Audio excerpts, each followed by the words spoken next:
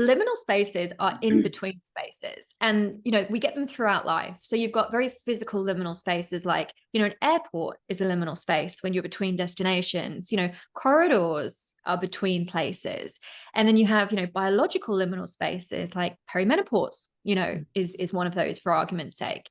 But then we have this liminal space that sits between our identities, and it's when you are not who you were. You've shed quite a lot of that old identity, but you haven't yet mastered the new identity. So it's this weird in between, and it can feel really awkward and uncomfortable. I talk about it being this electric terrain because it can be really exciting in one breath, but in the next breath, there's so much self-judgment, and you're like a limbo. You're between versions of yourself, and you're not anchored in either of those places. So that is the liminal space. And of course, when you collapse that space, that's when you fully master this next identity of yourself.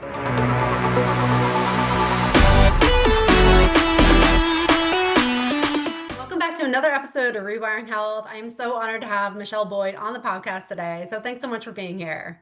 Thank you for having me. I'm really looking forward to this chat. Me too. I know we're just chatting for a little while, and I just love what we're going to talk about today. We're going to talk about the liminal space and everything that goes along with it. So I'm fascinated by this, and I'm sure it's going to resonate with so many people. But before we get into it, do you mind just sharing your story? What brought you into this space and helping people navigate that? Yeah, absolutely. So for me, 7 years ago, I was a brand and culture strategist. So I was a consultant, and I hit this point where I was just, I don't want to do this anymore. I was on the surface, very successful. All the boxes were getting ticked, but there was this part of me that I just knew it wasn't the work I wanted to do for the long term, and that I wasn't day to day having as much impact as I wanted to have. So, when I finally got my permanent residency, because I was living in Australia at the time, I'm English by birth, you can probably hear. And I got my permanent residency, and I walked away from that career. I kind of had my freedom fund, which I'd saved up. And I literally went out into the world to just see what was next. And I ended up training initially as a meditation teacher because I'd had such profound experiences with meditation. And then I decided that I wanted to train as a master coach. And when I found that particular qualification, I stumbled into training as a hypnotist. I didn't plan it. And it was one of those classic things where you do it and you just go, oh, this is the thing that I am meant to be doing. And then, that work has evolved where I'm always working with people in these in-between states from when they're not who they were, and they're obviously not yet who they're fully becoming. So, that's sort of very quickly my story. And I definitely would say that I've gone through lots of liminal spaces myself, both with that very big, career transition. I did a big move from the UK to Australia. And then actually, as we were chatting just before we hit record back in March, I actually packed up life in Australia. And I'm now in Montenegro. So yeah, very fond of liminal spaces. Yeah, so you've definitely had the experience, and I think it's so profound what you shared. Like it's like almost like hypnotism found you, and I think that's happened so many times. But you go down these paths, and it just becomes like the next stepping stone to what feels aligned with us. So I absolutely love that. I'd love to go more into like that journey of when you left that corporate life, and as you kind of progressed and started seeking out opportunities and what really felt aligned with you. What did that feel like? Because it can be really challenging to leave what you know, that sense of security, that sense of purpose, that sense of who you think you are, to step into the unknown. Can you dive into that a little bit more? What did that feel like?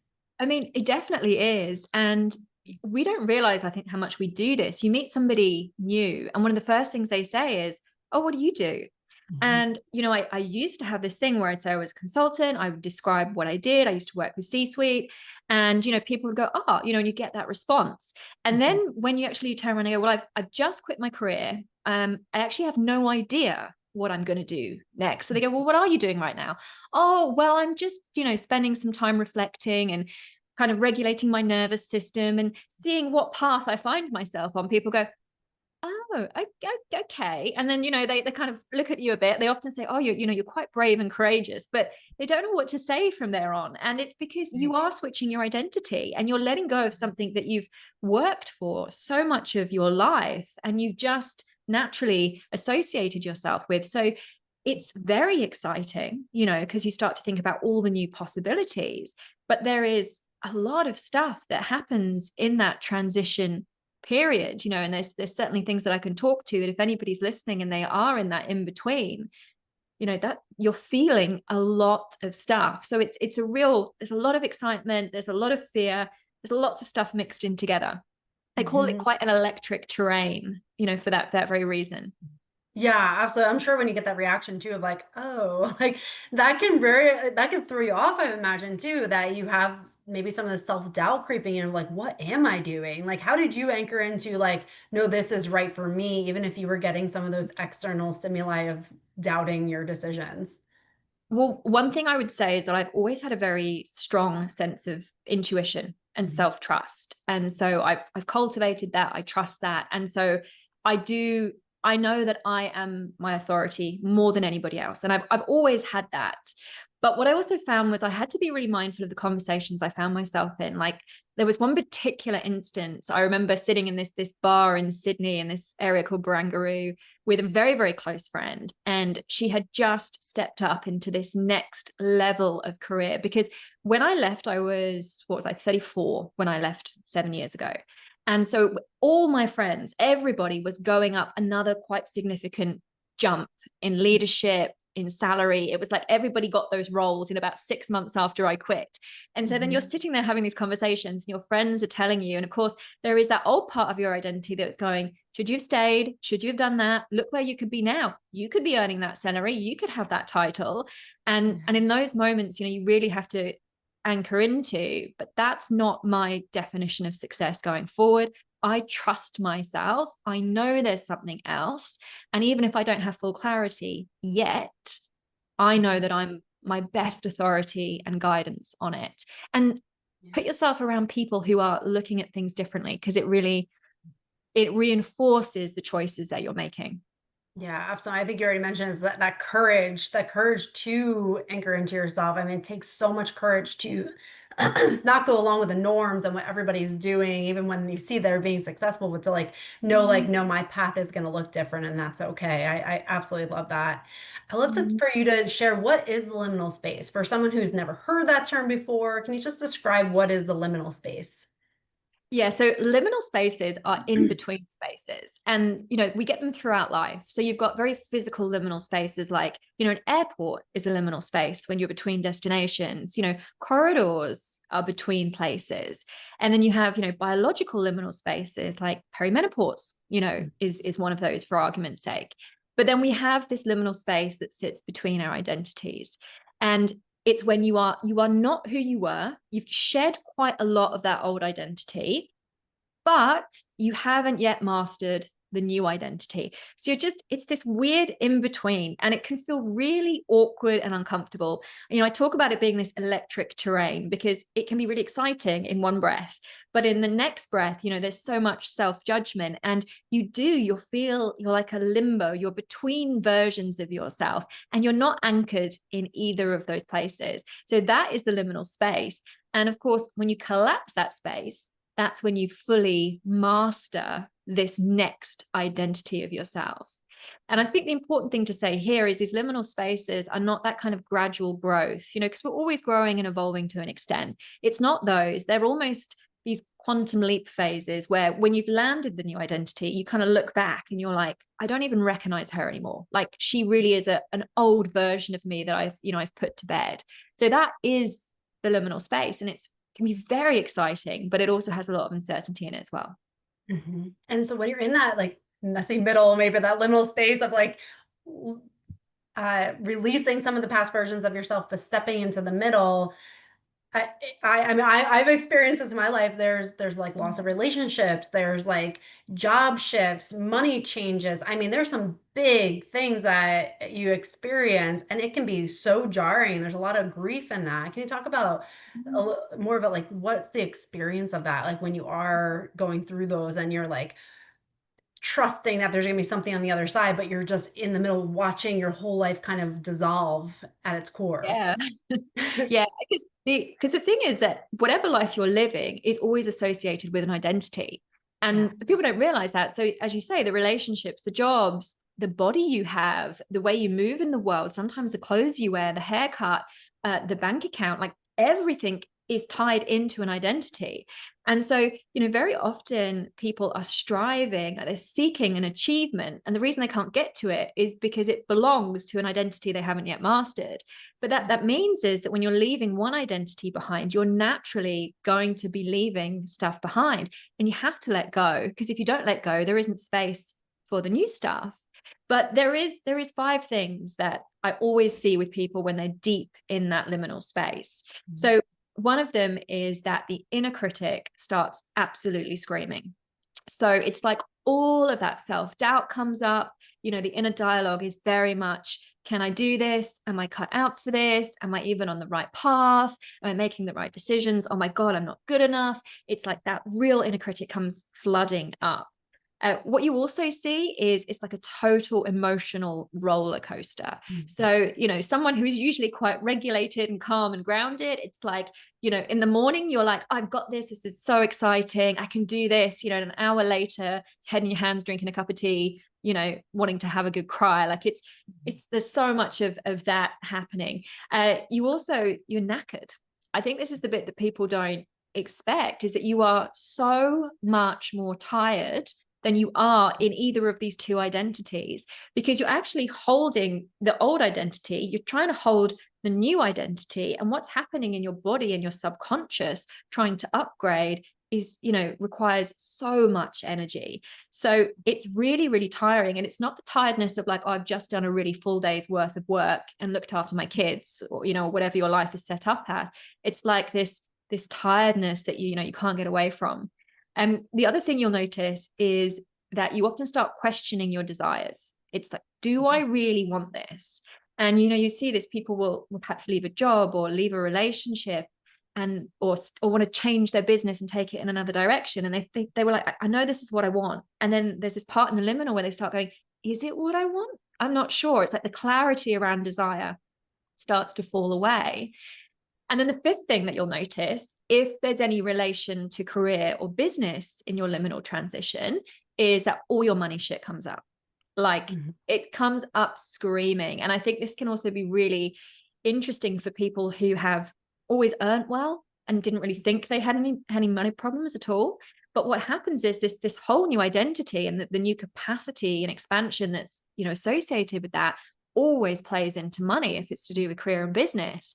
And there is always this part of you that's wanting to hold you in that safe space. So all of your questions around your worth, your value, what you can actually generate for yourself comes flooding up, even if you're not used to experiencing that, even if you are someone who's actually created wealth very easily in the past. So they're 5 things that you will experience. It's like inner critic, emotional roller coaster, absolutely tired all the time, not sure if you know what you want, and then money if it's career or business.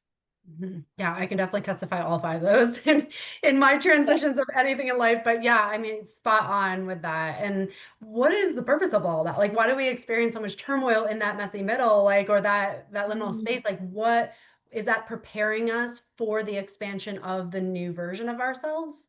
Yeah, it is. And one thing you'll never hear me say, I never say unlock your new identity. I always say master your new identity, because actually that's what the liminal is asking. It's like, if you want this new identity, you've got to master me. You've got to master all of the parts. And this is where people come unstuck. People will do a lot of personal development. They'll do lots of therapy, lots of coaching, lots of, and there's lots of fantastic modalities out there, and they do lots of stuff. But mastery is all about depth. Someone who is a master of something has real excellence in that area. And when we kind of stay up here, we don't have the depth. So the mastery is about all the stuff that you understand. It's like really bringing it deeply down through the whole of your being, your body, your energy field, everything, so that you truly master it. And so it can very often be stuff that you feel that you've gone around loads of times. It's like, oh, I've been working on my self-worth for a decade, or I've been working on this aspect of it. But actually, it's just that you haven't taken it deep enough. And it's the mastery. So it's like, you can't have the new identity until you master all that stuff. And when you master it, then you step into this whole new level of capacity. And this is one of the things why it can feel so very overwhelming, especially when you're coming up to almost mastering that identity, when a lot of people feel totally overwhelmed. Because if you imagine there's so much stuff coming into your world, and that can be, that could be money, that could be abundance, that could be clients, that could be relationships, whatever it is, flowing in like water. And you've got a couple of jugs in your old identity to catch that water, and they're not big enough anymore. So it's like it's flowing out everywhere, and you start to feel like you're drowning. And of course, once you actually master that new identity, it's like you've got more jugs, or you've got bigger buckets, and then you're able to capture all of that stuff, whether that's results, achievements, different ways that you feel, without this feeling that it's all escaping you and that you're drowning in amongst it. So it's about mastery, and it's about depth. Yeah, I really like that visual, because it really just puts it into like something that's tangible. Like, oh yeah, that no wonder I feel the way I do when I'm trying to manage all this without the resources to do it all. And when you're in that middle space, like it can feel like it's never going to end. Are there signs that you're starting to master yourself or master the new identity? What are some signs that you can look for of like, okay, I'm working my way towards that? Yeah, so there are, and there's things that you'll notice. And this is what's really actually interesting, is because people will come and work with me, and it's usually because there is an achievement that I want. There is a kind of quite tangible material goal, or quite a big milestone. That could be a business milestone, it could be a relationship milestone, but it's something quite tangible. But there's lots of other stuff that happens just before that really drops in. And so one of them is actually all to do with your body. So there will be changes in your body. So very often clients will come in, and when they initially say, I want to work with you, they don't mention something that's wrong in their body. But as soon as I ask the question, there is always something in the physical body that is not quite right. Whether it's pains, it's aches, problems with the stomach, etc. Like I've just finished with a client, and she came into my world. It was all to do with the direction of her business. She knew she was due a new identity there, a whole new era. But she also came in with a rash and backache. So as soon as we collapsed the liminal, the rash disappeared, the backache disappeared.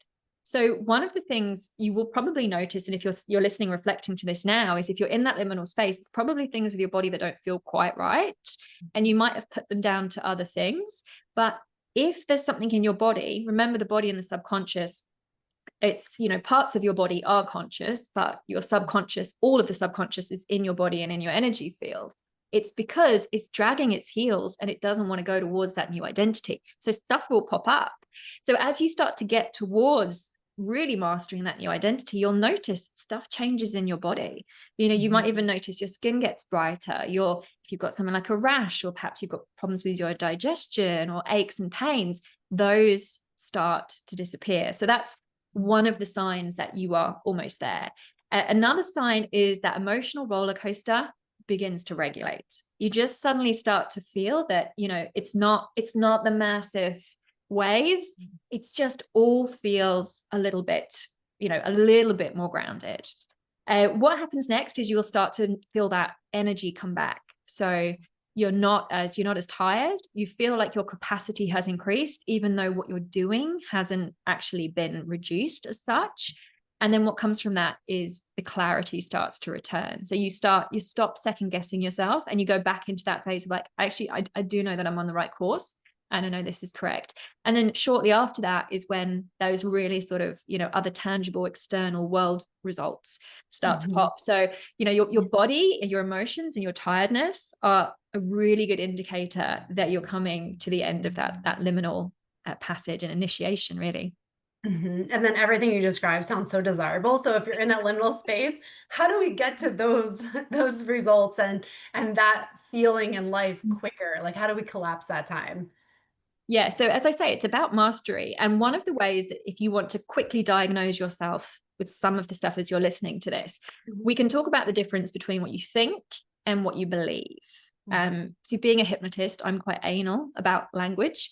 And even though we interchange those two words, they do mean different stuff. So, a thought is situational and a belief is not. And what I mean by that is what you think is going to change depending on the situation that you're in. But a belief, because a belief is so deep inside you, you've mastered it, it doesn't change. So if we make this tangible, and I don't like this expression of like, 6-figure business, 7-figure business, but we all know what a 6-figure business is. So it's really tangible. So if, for example, you can sit in a room with 6-figure business owners and you are able to say, I am successful, and you have the experience of I am successful. However, we pick you up and we sit you in a room with, say, 7-figure business owners. And in that room, you aren't saying to yourself, I'm successful. You don't have that experience. Then what that tells you is that I'm successful is something that you think, and it's not something that you believe. Because if you truly believe you're successful, it doesn't matter where I put you, because you embody the feeling of I am successful. And this is one of the things you'll notice is that when you're in that liminal space, the natural reaction is to seek more. So people tend to listen to more podcasts, read more books, take more courses. It's like, because most of these people are high performing people and they want to sort the problem out. So they go out to sort the problem. But it's just more stuff. And actually, you don't need to think more. You don't need to know more. You don't need more knowledge and concepts and abstract thinking. You just need to master the stuff that you thought you'd mastered, but actually you haven't landed it at that depth. So that's, that's a really good way for you to identify what changes for me, depending on who I'm with, where I'm with, what I'm doing. That's a good indicator of where the mastery is missing, actually. Mm-hmm. And then to go into that depth, is it practice, or is it just recognizing like the work you've done and then how you can revisit that? Can you describe the depth a little bit more? How do you go deeper in yourself? Well, it is actually moving it through the body, and it's making sure that that thought actually works as a belief throughout the body. So like, for example, there's different stages of, like, we think of a continuum of consciousness and subconsciousness, for example. So consciousness on this end of the scale, it's what's happening in our heads. It's our conscious mind, right? And if I was to say to you, Kelly, tell me what you're thinking, what's in your awareness right now, you would very easily, if you wanted to, tell me what you're thinking. Everybody has great awareness there. Yeah. Then we start to move into the space where it's partly conscious and it's partly subconscious. And this is parts of your body. So for example, if I say, can you place your awareness on your left hand? Most people can place their awareness on the left hand. And, you might be able to tell me what you feel, the temperature of the air, any sensation, etc. That's also quite conscious for most people. But then we start to go into, if there's something in the hand that's perhaps is holding you back, you might not be able to tap into that. That's where it starts to get subconscious. And then we move down into other parts of the body. For example, if I say to you, can you place your awareness on your gallbladder, for argument's sake? Most people would be like, oh, I can't tap into that. It's completely subconscious. This is what I mean. The subconscious is always in the body. Yeah. And then you've got the final level, which is actually what's happening in your energy field, which again, for most people is completely subconscious. So it's actually moving from this completely conscious state down into what is happening in my body, what is happening in my energy field, and tweaking in those places, which is why the hypnotic work is so powerful. Amazing. I love it. Thank you so much for the explanation too, because I think that just really brings that clarity of like, you talk about the thinking, the podcast, the books, and it's like how surfacey that is, and to realize like how much it needs to go deeper. And it's what you describe of doing more and learning more is the trap that so many of us get caught in. I know I have done that many times of just like, okay, I must not know enough. I have to go and find more information, but that's really just kind of a dead end when we talk about moving forward in our life. So I appreciate that explanation. Super helpful for bringing clarity to it. And one thing I want to go into that is, how do we recognize our potential? So if someone is in a space in their life, they're really miserable, they don't want to live like that anymore, they're maybe in a corporation that's not treating them well, they feel empty. How do they recognize like, oh, I have more in me, I'm not living in alignment? How can I recognize to make that shift and start the process of moving forward? Yeah. And it's a tricky one, isn't it? Because purpose, it feels often like this big thing of what is my purpose and how do I identify it? And what I would encourage people is, if you feel that you're not getting into action because I don't know my purpose yet, just be aware, and this, you might not like to hear this, but it's like an ultimate self-sabotage technique. It's like, I can't change because I don't yet know my purpose. And what I always say is like, actually, let's put purpose aside. So I recognize that you want to do more purposeful work, more meaningful work. totally get that. I think everybody who's listening to this podcast and most people who've sorted out all the basic stuff in their life feel that way. But just put purpose down for a minute. And then what I say is that focus on your potential, because your potential is your gateway to your purpose. And the reason for that is if you subscribe to this idea that you have been put on this earth with a purpose, then you also must subscribe to the idea that you've been given the potential to execute on the purpose. So we don't even need to worry about the purpose. Let's focus in on your potential, because as you experience and explore more of your potential, a little bit more here and there, you're naturally going to end up on purpose. And then the question comes, okay, so how do I start to really identify my potential? And this is where people get stuck. You'll hear people thinking, okay, so this is my experience, this is my capability, these are my qualifications, etc. And that's all good, but that's the framing of the world you've been in and the identity that you've been in. So if we want something different, we need something else. And, you know, there are other ways we can do that with human design, with the gene keys, which I also work with. But actually, the one thing that always leads into potential is desire. So in the same way that we don't have to worry about purpose, we just focus in on potential. How do we get to potential? We focus in on desire. Because again, you've got to subscribe to the idea that if somebody or something wants you to be doing something, it's got to be somewhat pleasurable. So notice what you desire. Notice what you enjoy. You know, what is the desire that really sits on your heart? Because that is an indicator of a part of your potential that you need to go and explore. You need to go play with. You need to go see what sits, you know, in that part. And it can be little whispers. Like when I left that career, I didn't know I wanted to be a hypnotist. I didn't know I wanted to do this work, but I had a very strong sense that I wanted to do something where I could be with somebody for a short period of time and see something change. Because what I used to do was write these big decks and strategies, and then they wouldn't get implemented properly. And then you're like, well, this was just an exercise in lots of people doing stuff that made them feel smart, but not really changing anything. So I like one desire that was on my heart was there's got to be something where my involvement is very quick to an outcome. So, you know, that's what I was open to. You know, I was so interested in meditation because of the impact, but didn't end up being meditation was what I did. But of course it has fed into my work in some way. So it's just following those desires. And this is again where I, you know, kind of leads into this intuitive piece, is where people get themselves really stuck with intuition. Is I always say people want to treat it like it's Google Maps. So, you know, Google Maps is like, there's a destination, then this is the route you're going to take. And literally this is every step you're going to take. Intuition doesn't work that way. It literally just tells you the next correct thing. So that next correct thing might even be go along to that seminar or go get a coffee this morning or whatever it is. It's little nudges. And as you follow the nudges, it's like you get on the path. So you can't wait for this big aha of clarity, because it's just not how intuition works. Yeah, so helpful. And I love that. That's been my experience too, of like, I had no idea where I was going, but it was just saying yes to the next thing. And then you're like, oh my gosh, that's really cool. And then it opened up another door. And what does that feel like? I just love to hear your description. Like with intuition, if it's a yes, what does that feel like in the body versus like a no in your body?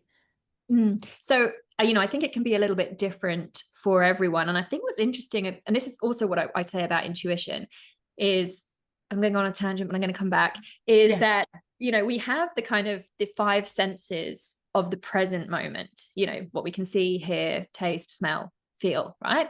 And all they do is give us current information about the present moment. We interpret it and make it mean things about the future and the past, but actually the sensory information is of now. And then a lot of people will talk about, oh, and then there's a sixth sense. To me, it's not a sixth sense. It's actually, and if you're listening to this on an audio, you can't see what I'm doing with my hands, but you've literally got one level, which is your five senses. And then below that, you've got another level, which are all of the intuitive senses. So, you know, that's where you've got, you know, clairaudience and clairvoyance and clairolfactory and, you know, claircognizance and sentience and all of the different clairs, which are different intuitions. And I think this is the thing. It's a little bit different for different people. And for me, I have two of those. My intuition comes through two of those very strongly. So one of them is I have clairsentience. So I feel.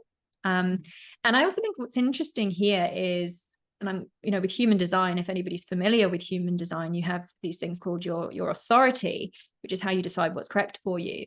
51% of the population have a defined solar plexus, which is the emotional feeling authority. I have that. And also, if you look into what are the clairs that most people have, clairsentience is the biggest one. And so I have always wondered if there is a connection between the two. But I'm clairsentient, so I feel. I get a real sense of feeling. And the other one is I get claircognizance. So I will literally get these moments where something just drops in and I know it. I can't tell you why, I just know it. And how I also know that it's intuition as opposed to my head is because, one, I haven't even been thinking about the thing. It's like it comes in completely from left field. And often it doesn't make sense. Like if you say it to someone else, they'll be like, huh? Like, so a really good example of this, when I decided to leave Australia, I had been restless. I was restless. I knew something was coming and my body was talking to me in so many ways. But I was sitting in this beautiful tea ceremony. There is this beautiful tea place in Byron Bay called Cloud Hidden. And I was there at sunrise, and you go in and they pour you several cups of tea. And it's just you sit in silence and you drink the tea, and it's kind of meditative. It's a beautiful way to start the day. And I was there with a friend, and I'd been sitting for like 30 minutes just quietly. And literally all of a sudden, I had this wave of energy that came up from my root. It flushed all the way up through my body. And then I just had this, your time here is complete. It's time to go. And it was just like goosebumps. I just got goosebumps as you said it. Yes, I say it again. And it was, and Yeah. I walked out of there and I sat with my friend. And she's very intuitive as well. She knew something had shifted. And I was like, it's time to pack up life here. Like, it's the clearest message. And when you get those messages, it's like there's nothing to think about. You just know. You have to act on it. So I didn't know where I was going, and I still don't have a permanent base. I mean, I'm very lucky that my business allows me to go wherever. So I'm currently in Montenegro, great location. But I didn't know the next step. But the nudge, this is my point. The nudge was, okay, this is complete. Time to leave.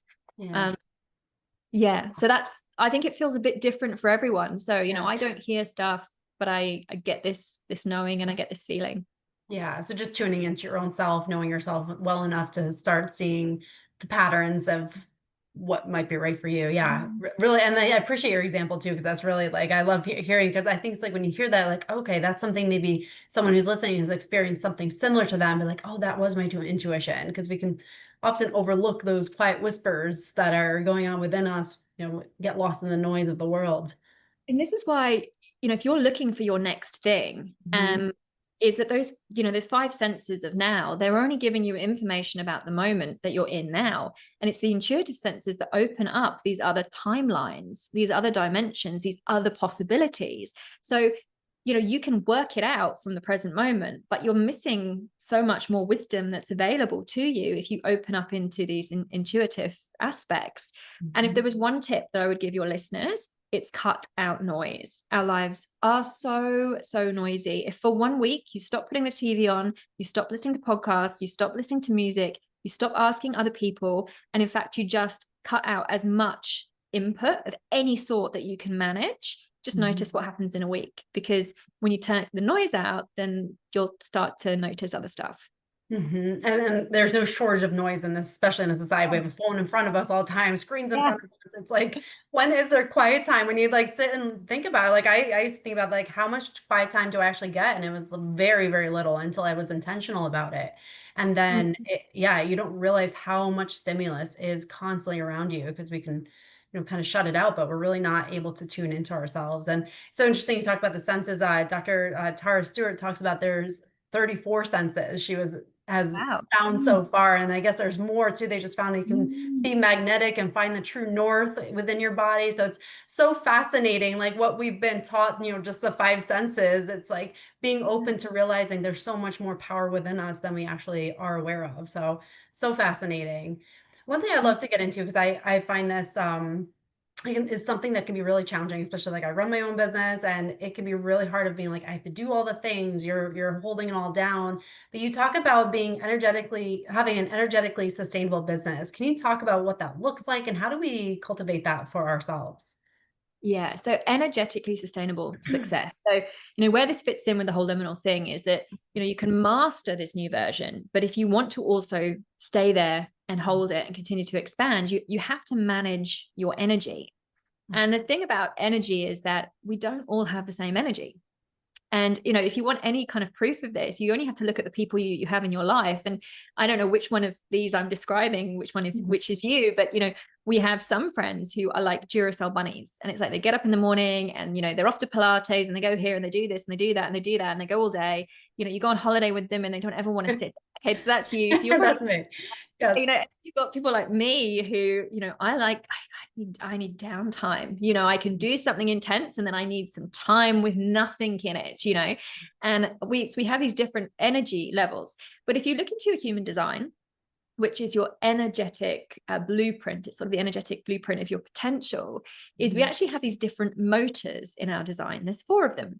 And so within these motors, the energy has a different kind of flavor. It operates in a different way. And so you can actually set your life, your business up to work with those sorts of energies. So for example, we have the sacral energy, which if you're a generator or a manifesting generator, you will have that energy. That's that continuous creative energy. So, you know, as long as you're doing work that lights you up, you wake up in the morning, it's switched on, off you go all day, you use it up, you go to sleep, you wake up again. Brilliant. But if you're a non-energy type, like you're a projector, a manifestor, reflector, I'm a projector, we don't have that energy. I don't have that constant source of energy. But like for me, for example, you know, I have a defined root. So a root is this like pulsing energy. So when it switches on, I'll describe it and you'll know if you have it.